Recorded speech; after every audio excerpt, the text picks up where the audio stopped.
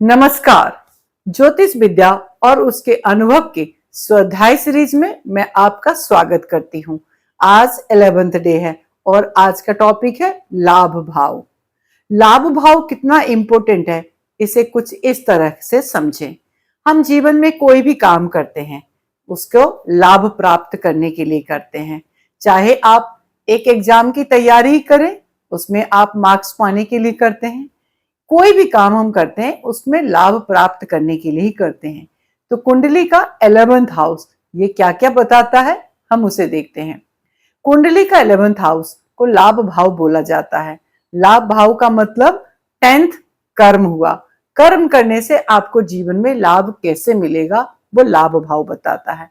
कुंडली का लाभ भाव आपको सम्मान के बारे में भी बताता है। कुंडली का 11th हाउस आपके बड़े भाई के साथ में कैसे संबंध होंगे उसके बारे में भी बताता है। कुंडली का 11th हाउस आपका बड़ा भाई होगा कि बहन होगा उसके बारे में भी बताता है। कुंडली का 11th हाउस किस क्षेत्र में कार्य करने से आपको लाभ मिलेगा उसके बारे में बताता है। कुंडली का 11th हाउस ये बताता है कि आपके जीवन में लाभ किनके द्वारा मिलने वाला है, वो भी कुंडली का 11th हाउस बताता है।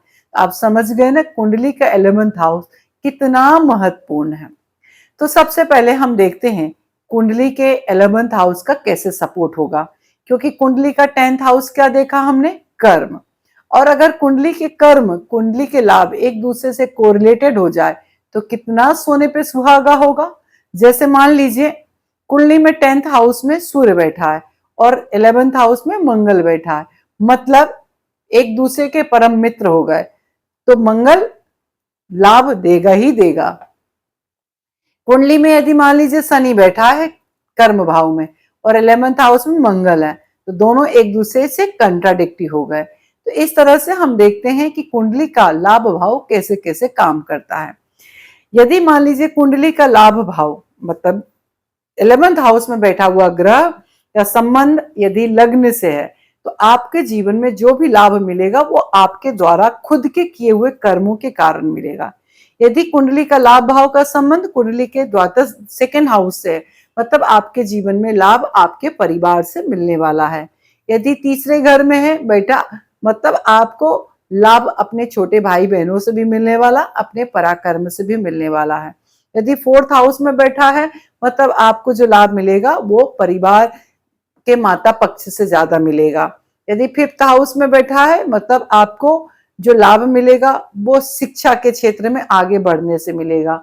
यदि 6th हाउस से संबंध है, इसका मतलब आपको जो लाभ मिलने वाला कॉम्पिटिटिव एग्जाम से मिलने वाला, कोर्ट कचहरी के जीतने से भी मिलने वाला। कई लोगों को ऐसे देखते होंगे अचानक केस जीत जाते हैं और उन्हें पैसा मिल जाता है, या कोई कंपटीशन या सट्टा इनसे भी उनको मिल जाता है। 7th हाउस में यदि बैठा है, मतलब आपको लाभ जो है बिजनेस करने से मिल सकता है, आपकी शादी होने के बाद मिल सकता है। यदि 8th हाउस में बैठा है, मतलब आपको जो लाभ मिलने वाला है वो गुप्त धन से मिलने वाला है, यदि आपके गुप्त विद्या से मिलने वाला है। यदि ये 9th हाउस में बैठा, मतलब जब भाग्य की उन्नति होगी तो मिलेगा, पिता पक्ष से मिल सकता है। 10th हाउस में तो पिता पक्ष से मिल सकता है। यदि 12th हाउस में, मतलब आपको पहले खर्च करना होगा फिर लाभ मिलेगा।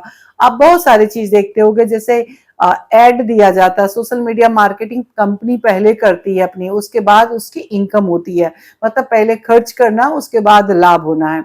अब कुंडली में बैठे हुए लाभ भाव के ग्रहों के अनुसार डिपेंड करता है कि आपको किस क्षेत्र कैसा लाभ मिलने वाला है। जैसे मान लीजिए यहाँ पे राहु बैठा है, तो कुंडली का में 11th हाउस में राहु हमेशा अच्छा ही फल देता है। और देखा गया है कि कुंडली के 11th हाउस में जो भी ग्रह बैठता है वो फल तो अच्छा ही देता है, भले ही वो ग्रह कमजोर रहा हो। क्योंकि ग्रह लाभ भाव एक ऐसा, जैसे मंदिर में जाने के बाद में दैत्य लोग भी क्या करते हैं, एक सद्भावना के भाव में रहते हैं, वैसे ही कुंडली का जो 11th हाउस है वो एक मंदिर है जहां पे देने की भाव रहती है, इसलिए उसको लाभ बोलते हैं। और लाभ के भाव में जब भी कोई ग्रह आता है तो वो लाभ देने की पूरी कोशिश करता है। इसलिए मेरा पर्सनल अनुभव है कि कुंडली के 11th हाउस में कभी भी कोई भी ग्रह खराब रिजल्ट नहीं देता है। यदि आप सही से अपने कर्म करें और सही से उसको समझ जाएं, तो आपको उस चीज में कार्य करने से आपको लाभ ज्यादा मिल सकता है। तो यदि जैसे राहु बैठा है तो ऐसे जातक को हमेशा जीतने की ललक रहेगी, जितना भी मिल जाएगा उसको और चाहिए और चाहिए और चाहिए की डिजाइन में रहेगा। चंद्रमा है तो सौम्यता के कारण होगा, छोटी छोटी यात्रा से उसे लाभ मिलेगी, वो जितना घूमना फिरना करेगा उससे लाभ होगी, नानी नानी पक्ष से उसे लाभ हो सकती है, माता पक्ष से लाभ हो सकती है। यहीं पे अगर सूर्य बैठा है तो उसको अपने दादा दादी के पक्ष से होगा, गवर्नमेंट के स्टाफ के लोगों से हो सकता है, एनजीओ से हो सकता है। यदि मंगल बैठा है तो छोटे भाई के सपोर्ट से मिल सकता है, प्रॉपर्टी से मिल सकता है।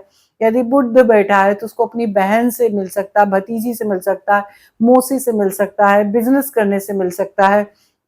यदि यहाँ पे शनि बैठा है तो उसको अपने वर्कर से मिल सकता है। आप देखते होंगे बहुत सारे लोग ऐसे हैं जो बोलते हैं मेरे वर्कर्स ने मुझे कमा कर दिया है। मालिक को उतना कुछ भी नहीं पता रहता लेकिन उसके एम्प्लॉय उसको कमा के देते हैं, तो ऐसे लोगों को अपने एम्प्लॉय से इनकम होती है। वहां पर यदि केतु बैठा है तो धर्म गुरु, जो उसके मास्टर्स है, जो उसके गुरु हैं, वो दे के जाते हैं। एक बड़ा से बड़ा साम्राज्य क्रिएट करके उनके गुरु उन्हें दे के चले जाते हैं। तो यदि केतु बैठा है तो ऐसा योग वहां पर बनता है। कुंडली के लाभ भाव बहुत इंपॉर्टेंट है। अब सवाल आती कुंडली के लाभ भाव को कैसे एक्टिव करें। अभी तक यदि आपको लाभ उस हिसाब से नहीं मिल रहा जिस हिसाब से आप कार्य कर रहे हो तो उसको एक्टिव करने की जरूरत है। तो कुंडली के लाभ भाव को एक्टिव करने के लिए आपको क्या करना है, तो पहले आपको समझना है ऐसा कौन सा रिश्ता है जिस रिश्ते को अच्छा करने से आपका लाभ भाव एक्टिव हो जाएगा। यदि आप ऐसा करोगे तो आपको उसके अनुसार फल मिलेगा। जैसे सपोज मान लीजिए यदि कुंडली के लाभ भाव में शुक्र बैठा, इसका मतलब यदि आप पुरुष हैं तो इसका मतलब आपको अपनी पत्नी की सपोर्ट लेना है, अपने पार्टनर की सपोर्ट लेना है, तो उससे आपको लाभ मिल जाएगा। यदि चंद्रमा बैठा है तो आप अपनी माँ की सपोर्ट लीजिए, माँ के साथ में ज्वाइंट अकाउंट ओपन करवाइए तो आपको लाभ मिलने लगेगा। इस तरीके से छोटे छोटे टिप्स है जिसको आप अप्लाई करके कुंडली के लाभ भाव को बहुत अच्छे से एक्टिव कर सकते हैं। और अधिक जानकारी के लिए आप मुझसे संपर्क भी कर सकते हैं, क्योंकि अल्टीमेटली हमारे कार्य का उद्देश्य ही क्या है, लाभ प्राप्त करना। और लाभ जब तक हम प्राप्त नहीं करेंगे तब तक हमें कैसे पता चलेगा हमने जो कार्य किया है वो हमें फलीभूत हो। और इससे भी एक और साधारण काम है, कुंडली का लाभ भाव का 12th हाउस 10th हाउस होता है। 10th हाउस क्या कहता है, व्यय। आप कर्म करेंगे तो उसके अनुसार लाभ भी मिलेगा, लेकिन जो प्यून लोग होते हैं वो कर्म करते हैं लेकिन उनको लाभ उस हिसाब से नहीं मिलता है। लाभ हाउस को ज्यादा जागृत करने के लिए आपको अपनी कुंडली को विशेष तरीके से जानना होगा कि आखिर किस संबंध को हम अच्छा करें, किस क्षेत्र में काम करें और कैसे काम करें कि हमारा लाभ भाव हमें फल देने लगे और जितना हम लाभ लेना चाहते हैं उसके अनुसार हमारा कार्य अच्छे से बने। क्योंकि लाभ हाउस जस्ट 5th हाउस के सामने वाला है। 5th हाउस आपके रिलेशनशिप को बताता, आपके अंदर के लव को बताता है, आप अंदर से कितने खुश हैं। तो ये भी तो जानना जरूरी है ना कि आप किस रिश्ते में खुश हैं, कौन सा रिश्ता आपको ज्यादा सपोर्ट करने वाला है। इस तरीके से और अधिक जानकारी लेने के लिए आप मुझसे संपर्क कर सकते हैं। नमस्कार।